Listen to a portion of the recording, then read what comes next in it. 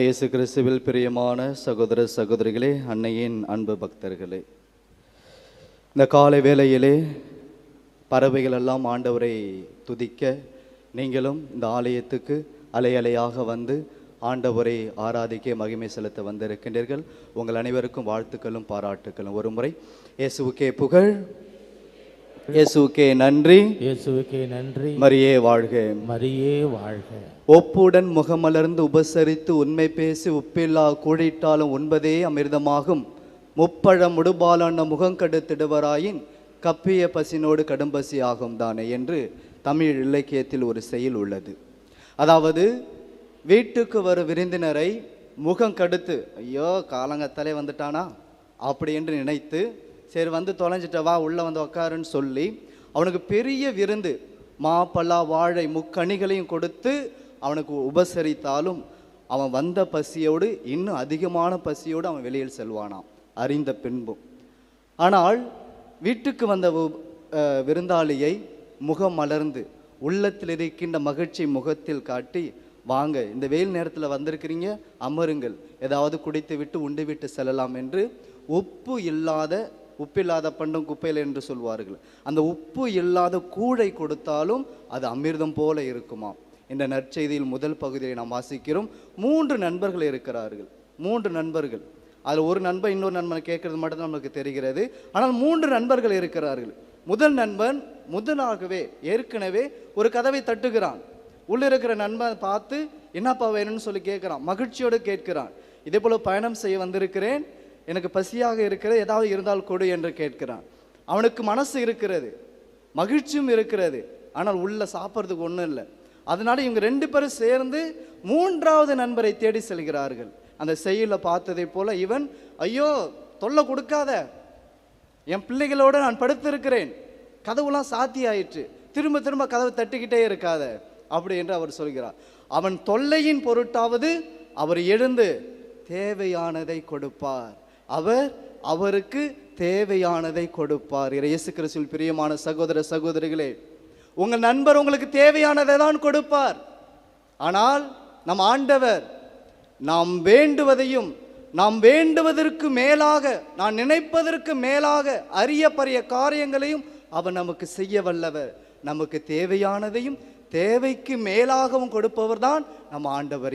இயேசுவுக்கே புகழ், இயேசுவுக்கே நன்றி, இயேசுவுக்கே நன்றி. மரியே வாழ்க, மரியே வாழ்க. அதனால்தான் எபேசியர் 3வது அதிகாரம் 20வது வசனம், வல்லமையோடு செயல்படுபவரும் நாம் வேண்டுவதற்கும் நினைப்பதற்கும் மேலாகன்னு சொல்லல, மிகவும் மேலாக அரிய பரிய பல காரியங்களை செய்ய வல்லவர். அது என்ன? நினைப்பதற்கும் மேலாக நாம் வேண்டுகிறோம். என்ன வேண்டுகிறோம்? ஏதாவது ஒரு ஆடிக்காரை பார்த்துருப்போம், இல்லை ஒரு பென்ஸுக்காரை பார்த்துருப்போம், அதை பற்றி யோசிச்சுட்டு இருப்போம், ஆண்டவரே இதே போல் ஒரு ஆடிக்காரர் இருந்தால் நல்லா இருக்குமே அப்படின்னு வேண்டுவோம். இல்லை ஒரு பெரிய வீடை பார்த்துருப்போம், நாங்கள் கூரை வீட்டில் தான் இருக்கிறோம், ஏழையாக தான் இருக்கிறோம், இதே போல் ஒரு மாடி வீடு கட்டினோன்னா நல்லா இருக்கும் ஆண்டவரே அப்படின்னு நினைப்போம். இல்லை பக்கத்து வீட்டுக்காரங்க யாராவது 60,000 70,000 கவர்மெண்ட் வேலை கிடைச்சி நல்லா சம்பளம் வாங்குறாங்களா, என் பிள்ளையும் இதே போல் வாங்கினா நல்லா இருக்கும் ஆண்டவரே. நாம் என்ன நினைக்கிறோமோ, நாம் எதை சிந்திக்கிறோமோ அதை தான் நாம் வேண்டுதலாக கொடுப்போம். ஆனால் ஆண்டவர் சொல்கிறார், நீ நினைப்பதற்கும் மேலாக. மோசே இறைவாக்கினர் ஆண்டவரை பார்த்து கேட்பேன், நான் இந்த மக்களெல்லாம் பெற்று எடுத்தேனா? இந்த மக்களெல்லாம் இறைச்சி கேட்கிறார்கள், நான் எங்கே செல்வேன்? அப்போ ஆண்டவர் ஒரு வார்த்தை, அழகான வார்த்தை, ரொம்ப பிடிக்கும். என் கரங்கள் என்ன சுருங்கி விட்டது என்று நினைக்கிறாயா? அந்த மக்களுக்கு போய் சொல், 1 மாதம் முழுவதும் அவர்கள் இறைச்சி சாப்பிடுவார்கள் என்று. ஆண்டவர் இயேசு கிறிஸ்துவில் பிரியமான சகோதர சகோதரிகளே, ஆண்டவர் கரம் சுருங்கவில்லை, நம்முடைய இதயம் தான் சுருங்கி விட்டது. என்ன? இந்த உலகத்தில் இருக்கின்ற அதிகாரம் படைத்த மனிதர்களை நம்புகிறமே ஒழிய அவர் நமக்கு தேவையானதை கொடுப்பார் என்ற ஒரு விசுவாசம், என்ற ஒரு நம்பிக்கை காலங்கள் போக போக நம்மிடமிருந்து சுருங்கி விட்டது. அந்த சாத்தான் ஒவ்வொரு நேரமும், அந்த பிசாசு ஒவ்வொரு நேரமும் இந்த உலகத்தில் இருப்பது தான் உண்மை, ஆண்டவரிடம் இருக்கின்ற அந்த சக்தி, வல்லமை, ஆற்றல் சுருங்கிவிட்டது. நம் இதயத்தில் அவர் மீது கொண்ட அந்த பற்று, தாகம் சுருங்கிவிட்டது. இயேசுவுக்கே புகழ், இயேசுவுக்கே நன்றி, இயேசுவுக்கே நன்றி. மரியே வாழ்க, மரியே வாழ்க. அப்படி அப்படி வாழக்கூடாது. விவிலியத்தில் 2 எடுத்துக்காட்டு இருக்கிறது. அவர் கேட்டதற்கும் மேலாகவே அதிகமாக கொடுத்திருக்கிறார். சாலமோன் அரசர் சாலமோன் அரசு அவர்கிட்ட ஆண்டவர்கிட்ட கேட்டது, ஆண்டவரே எங்கள் அப்பா நிறையா விஷயங்கள் செய்திருக்கிறார். யார்? தாவீது அரசு நிறையாவுக்கு செஞ்சிருக்கிறார். அவரை போல என்னால் இருக்க முடியாது. ஆனால் இந்த இஸ்ராயேல் மக்களுக்கு என்னால் முடிந்த தீர்ப்பை கொடுக்க வேண்டும். அதற்கு எனக்கு கொஞ்சம் ஞானத்தை கொடுத்தால் நல்லா இருக்குன்னு சொல்லி அந்த ஞானத்தை கேட்கிறார். ஆனால் ஆண்டவர் கொடுத்தது இஸ்ராயேல் மக்களிடம் மட்டுமல்ல, எகிப்து, பாபிலோன், அசிரியா போன்ற நாடுகளிலே இவருடைய புகழ் பரவ ஆரம்பித்தது. லாமா நாட்டு இளவரசி அங்கிருந்து வந்து, நாங்கள் உம்மை பற்றி கேட்டது மிக மிக சொற்பமே. இங்க வந்து பார்க்கும்போது உங்களுடைய ஆண்டவர் உங்களுக்கு கொடுத்த ஞானத்தின் மதிப்பு மிக பெரியது. உங்களுடைய ஆண்டவர் போற்ற பெறுவாராக. சாலமோன் அரசர் தான் முத யூனிஃபார்மை கொண்டு வந்தது.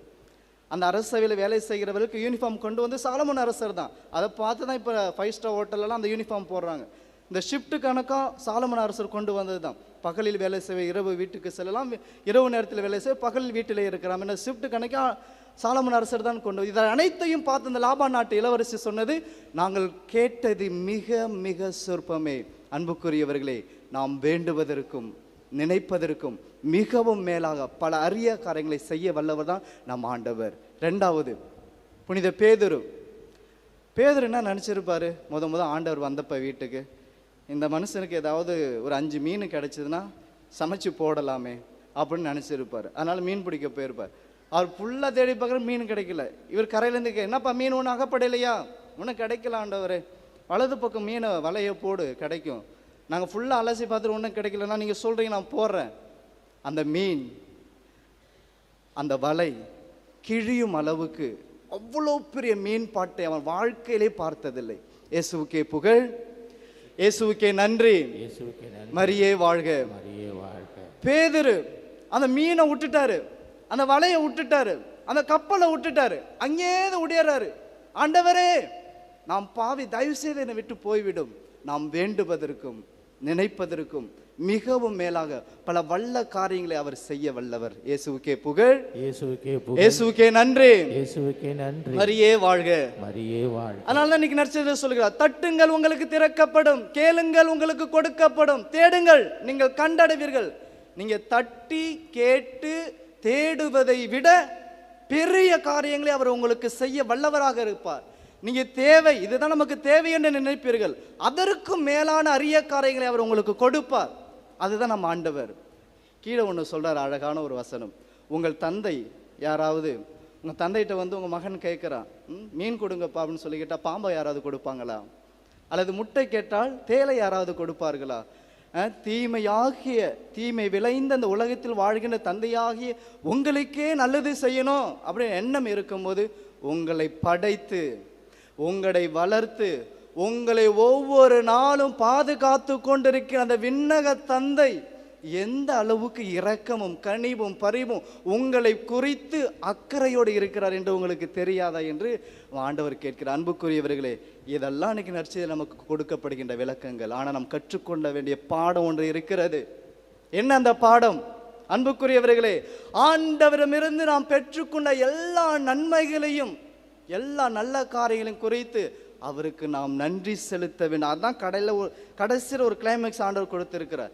அவர் தூய ஆவியரை உங்களுக்கு கொடுப்பது எத்துணை உறுதி. எப்படி தூய ஆவியானவர் நம் வாழ்க்கையில் பெற முடியும்? இதை செஞ்சா மட்டும்தான் பெற முடியும். எல்லா நன்மைகளையும் வாங்கி வாங்கி வாங்கி வீடையும் காரையும் பங்களாவையும் மட்டும் கட்டினா பத்தாது. அதை பெற்றுக்கொண்ட நாம் அனைவரும் அவருக்கு நன்றி செலுத்த வேண்டும், நன்றி உரைக்க வேண்டும், மகிமை செலுத்த வேண்டும், ஆராதனை செலுத்த வேண்டும். அதனால தான் இணைச்சட்டம் 4வது அதிகாரம் 9வது வசனத்திலே, நீர் உன் கண்களில் காணுகின்ற அனைத்து நன்மைகளையும் உன் இதயத்தில் பாதுகாத்துக்கொள், அதை உன் வாழ்நாள் முழுக்க நீர் மறந்து விடாதே. உன்னுடைய பிள்ளைகளுக்கும் உன்னுடைய பேரை பிள்ளைகளுக்கும் அதை சொல்லிக் கொடு. ஆண்டவர் செய்த அத்துணை நன்மைகளையும் ஒரு காலம் மறவாதே. இயேசுவுக்கே புகழ், இயேசுவுக்கே நன்றி, மரியே வாழ்க. இந்த நன்மைகளை நாம் மறந்தோம் என்றால் ஆண்டவருக்கு நன்றி கெட்டவர்களாக மாறிவிடுவோம். அது மட்டும் இல்லை, பாவத்தை அதிகமாக செய்ய ஆரம்பிச்சிருவோம். 4 பேர் எடுத்துக்காட்டு சொல்றேன். 1, லூசிஃபர். அவனுக்கு அழகு கொடுத்தார், அதிகாரத்தை கொடுத்தார், அதிதூதர்களில் ஒருவர் என்ற அந்த பதவியும் கொடுத்தார். ஆனால் அவர் செய்தது மிகப்பெரிய தவறு. ஆண்டவர் அவனுக்கு கொடுத்த அனைத்து நன்மைகளையும் அவன் மறந்தான். அதனால தான் நரகம் என்று உருவாக்கப்பட்டது. அவன் அந்த விண்ணகத்திலிருந்து துரத்தப்பட்டான். செய்த காரியம், ஆண்டவர் செய்த அத்துணை நன்மைகளையும் அவன் மறந்தான். அவனிடம் இருந்த அந்த ஆவியானவரை, தூய ஆவியானவர் ஆண்டவர் எடுத்துக்கொண்டார். அடுத்தது யூதாஸ் இஸ்காரியோத்து 3 ஆண்டுகள் ஆண்டவரோடு பழகினான், ஆண்டவரோடு உண்டான், ஆண்டவரை தொட்டான், ஆண்டவரோடு உரையாடினான், உறவாடினான். ஆனால் கடைசியில் 30 வெள்ளி காசுக்கு அதே ஆண்டவரை காட்டி கொடுத்தான். காரணம், ஆண்டவர் செய்த எல்லா நன்மைகளையும் அவன் மறந்தான். அதனால தான் அவன் தூக்கு போட்டு இறந்து கொண்டான். அன்புக்குரியவர்களே, 3வது ஆதாம் ஏவாள் உலகத்தில் எல்லாத்தையும் படைச்சாங்க, எல்லாத்தையும் படைச்சாங்க. இந்த உலகத்தில் எங்கே வேணாலும் போ, எல்லா விலங்குகளும் பழகிக்கொள். ஆனால் ஒரே ஒரு கண்டிஷன், அந்த பழத்தை மட்டும் உட்கொள்ளாதே. ஏவாள் ஆண்டவர் செய்த எல்லாத்தையும் மறந்தாள். அந்த சாத்தம் சொன்ன வார்த்தைகளை நம்பினாள், பழத்தை உண்டாள், அந்த ஏதேன் தோட்டத்திலிருந்து துரத்தப்பட்டாள். அதே போன்று இஸ்ராயல் மக்கள் 10 அதிசயத்தையும் அற்புதத்தையும் அவர் முன்னால் நடத்தி செங்கடலை 2ஆக பிரிக்க செய்து அந்த உலர்ந்தத்தை நடக்க வைத்தார் ஆண்டவர். ஆனால் அவர்கள் செய்தது, நம்மளை நடத்து வந்தது இந்த கன்று குட்டி. 40 நாள் கூட ஆகல, மோசே இங்கேருந்து 10 கட்டளை வாங்க போயிருக்கிறார். இந்த கன்றுக்குட்டியை வார்த்து நம்மளை கடத்தி வந்த தெய்வம் இந்த கன்றுக்குட்டி என்று நன்றி கெட்டவர்களாக மாறினார்கள், வணங்கா கழுத்துள்ளவர்களாக மாறினார்கள். காரணம், ஆண்டவர் செய்த அத்துணை நன்மைகளையும் அவர்கள் மறந்தார்கள். அன்புக்குரியவர்களே, இன்று நீங்களும் நாளும் இந்த திருப்பலியிலே அழகாக பங்கெடுத்து கொண்டிருக்கின்றோம். ஆண்டவர் நம்முடைய வாழ்க்கையில் பல விஷயங்களில் நாம் எதிர்பார்ப்பதற்கு மேலாகவே நாம் எதிர்பார்த்ததையும் நமக்கு ஒவ்வொரு நாளும் வழங்கி கொண்டிருக்கிறார். என்றைக்காவது அதை நினைத்து பார்த்து உள்ளத்திலிருந்து அவருக்கு நன்றி உரைத்திருக்கிறோமா? நீங்கள் நன்றி உரைத்தீர்கள் என்றால், எப்படி 12 சீடர்களுக்கு ஆவியானவரை அவர் கொடுத்து பல அதிசயத்தையும் அற்புதத்தையும் அந்த விண்ணகத்தில் பல பொறுப்புகளையும் அந்த 12 திருத்தூதர்களுக்கு ஆண்டவர் கொடுத்தாரோ, அதே போல நீங்கள் நன்றி உரைக்க ஆண்டவர் உங்களையும் உங்கள் பிள்ளைகளையும் உங்கள் உறவினர்களையும் உங்கள் ஊரையும் நிறைவாக ஆசீர்வதிப்பார். ஆவியானவரை பெற்றுக்கொண்டு விண்ணகத்தையும் அந்த ஆண்டவரையும் நாம் சொந்தமாக்கி கொள்ள இந்த திருப்பலியில் தொடர்ந்து மன்றாடுவோம். ஒரு முறை சத்தமாக, இயேசுவுக்கே புகழ், இயேசுவுக்கே புகழ், இயேசுவுக்கே நன்றி, இயேசுவுக்கே நன்றி. மரியே வாழ்க, மரியே வாழ்க. இறைவன் என்றென்றும் வாழ்த்து பெறுவாராக.